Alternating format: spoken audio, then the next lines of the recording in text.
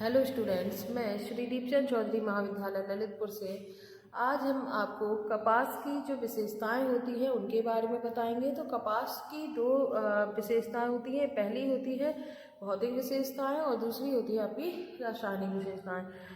अब बात करते हैं फिजिकल की। तो फिजिकल में सबसे पहले बात करते हैं हम संगठन की या उसके कंपोजिशन की।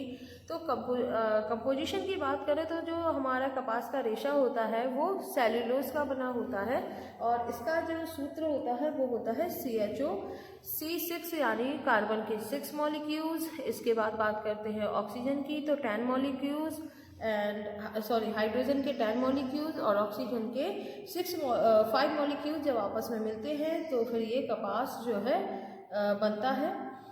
और कपास में जो 40 से 90% तक होता है सेल्यूलोज और 5 से 8% तक उसमें जल होता है। और कुछ जो हमारी नेचुरल जो या कह सकते हैं प्राकृतिक अशुद्धियाँ भी जो है उसमें विद्यमान होती हैं, लेकिन विरंजित जो कपास या ब्लीच्ड जो कॉटन होती है वो सबसे शुद्ध जो है वो मानी जाती है। इसके बात करें इसकी लंबाई की, तो कपास के रेशों की लंबाई 2-3 सेंटीमीटर से तक की जो है होती है। साधारणतः देखा जाए तो लंबे कोयों वाली कपास का व्यास अत्यधिक सुंदर होता है और रेशों के व्यास में 12 से 20 माइक्रोन की जो है विभिन्नता जो है पाई जाती है। तो 16 से 20 माइक्रोन के संबंधित ये आपका व्यास होता है। इसका डायमीटर होता है। तो 1 माइक्रोन बराबर कितना होता है? 1000 मिलीमीटर जो है इसका जो है व्यास माना जाता है। इसके बाद बात करते हैं इसकी अणु विच्छिन्नीय रचना की। तो कपास का जो रेशा होता है वो निर्दिष्ट काट वाला होता है और इसके अलावा विभिन्न प्रकार की कपास की लंबाई व्यास की बात करते हैं तो भारतीय जो इंडियन कपास होती है वो 2.5 इंच की होती है और अमेरिकी जो होती है वो 3 इंच और मिस्र में जो इजिप्ट में पाई जाती है वो हमारी 4 इंच की होती है। और समुद्री आइलैंड या सी आइलैंड की बात करते हैं तो वहाँ पे 4.5 इंच की कपास की लंबाई वाले रेशे जो है वो प्राप्त होते हैं और घूमे घूमे रिबन के समान इनकी जो अणु विच्छिन्नीय रचना होती है। रंग एवं चमक की बात करें इसके कलर और इसके बाद जो कच्ची अवस्था में इसके रेशे जो होते हैं वो एकदम भूरे रंग के होते हैं क्योंकि इनमें क्या होता है नाइट्रोजन होता है।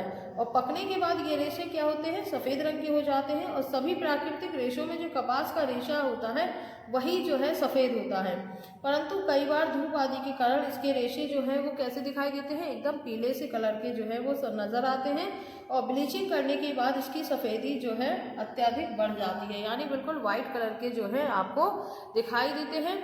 इसके अलावा जब ये पहले कैसे होंगे भूरे रंग के होंगे, लेकिन ब्लीच करने के बाद ये एकदम से वाइट कलर के जो है वो नज़र आते हैं।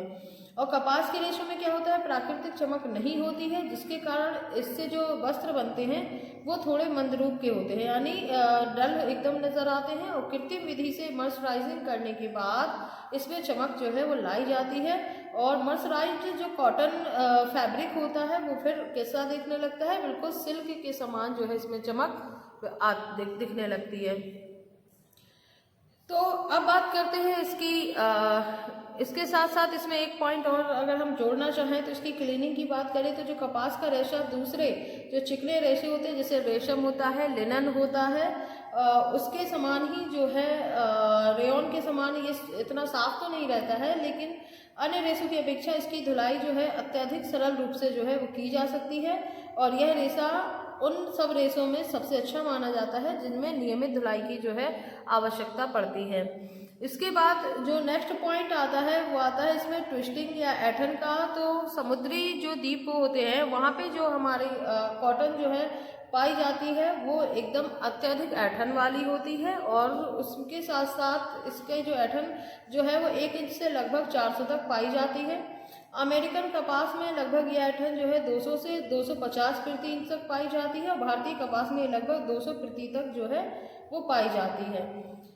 इसके बाद बात करते हैं मजबूती की। तो मजबूती में देखा जाए तो यह मजबूती के हिसाब से प्राकृतिक रेशों का परीक्षण किया जाए तो कपास का स्थान जो है बिल्कुल बीच का होगा। कपास की अपेक्षा रेशम तथा लिनन जो है वो अधिक मजबूत होता है, जबकि ऊन कम शक्तिशाली माना जाता है।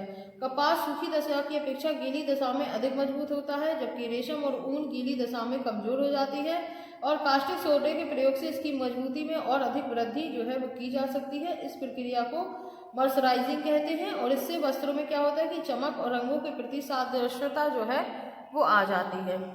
इसके बाद बात करते हैं इस पर कि जो हमारी मजबूती हो गई है, शिकन प्रतिरोधकता की बात करें तो सूती वस्त्रों के एक बार या दो बार पहनने या प्रयोग करने से ही इस पे जो शिकन है वो पड़ जाती है। तो ऐसे कपास के रेशों में नम्रता या प्रत्यास्थता प्रतिस्कंदता के गुणों के सख्त अभाव के कारण जो है इसमें ये जो है पाया जाता है। और कृत्रिम विधि से अगर हम परिसज्जा व परिष्कृति देकर उन्हें शिकन प्रतिरोधी बनाने का प्रयास जो है वो किया जाता है।